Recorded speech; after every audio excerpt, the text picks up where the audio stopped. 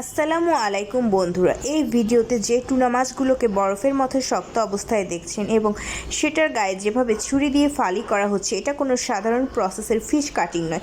এটা চায়নার এক আধুনিক সাশিমি প্রিপেয়ারিং কেন্দ্র, যেখানে ফ্রোজেন টুনা মাছকে একেবারে নিখুঁতভাবে কেটে তৈরি করা হয় রেস্টুরেন্টে সার্ভ করার উপযোগী কাঁচা মাছের ডিশ, যার আরেক নাম সাশিমি।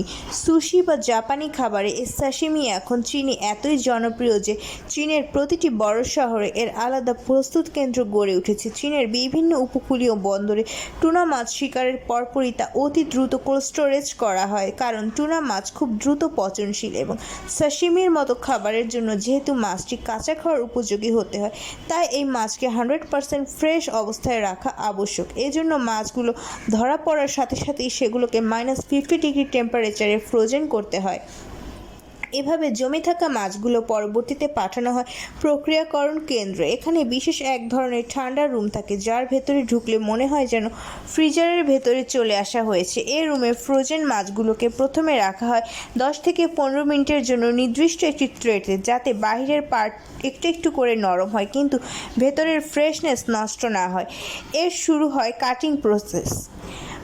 একটি টুনা মাছের ওয়েট হয় 40 থেকে 80 কিলোগ্রাম পর্যন্ত, আর তা কাটিংয়ের সময় ইউজ করা হয় অত্যন্ত ধারালো বিশাল ছুরি, যেটাকে বলা হয় সাশিমি ব্লেড। এই ছুরি দিয়ে ফার্স্টে মাথা, লেজ এবং ফিন কেটে ফেলে দেওয়া হয়। তারপর মাঝখান বরাবর কাটার মাধ্যমে মাছটিকে 2 খণ্ডে ভাগ করা হয়। প্রতিটি পিস এমনভাবে কাটা হয় যেন কোনো রকম রক্ত জমা না থাকে এবং ফিশটির ফাইবারগুলো যেন ছিঁড়ে না যায়।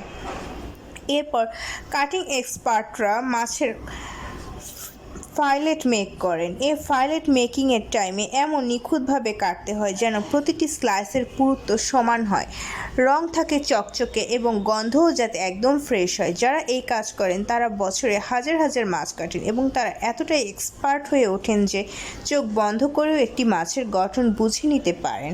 সাশিমি কাটার পর মাছের পিসগুলো রাখা হয় একটি নির্দিষ্ট কাচের পাত্রে। এরপর সেগুলো আবার হালকা ঠান্ডা রুমে রাখা হয়, যে সার্ভ করার আগ পর্যন্ত 2 থেকে 3 ডিগ্রি টেম্পারেচারে থাকে। চীনে এই ফ্রোজেন টুনা মাছের সাশিমি এখন শুধু জাপানের রেস্টুরেন্টেই নয়, বরং সুপার শপ এমনকি হোম ডেলিভারি সার্ভিসেও পাওয়া যায়, কারণ মানুষ এখন সাশিমিকে শুধু ট্রেন্ডি খাবার নয়, বরং হেলদি ও লাইট ফুড হিসেবে গ্রহণ করেছে।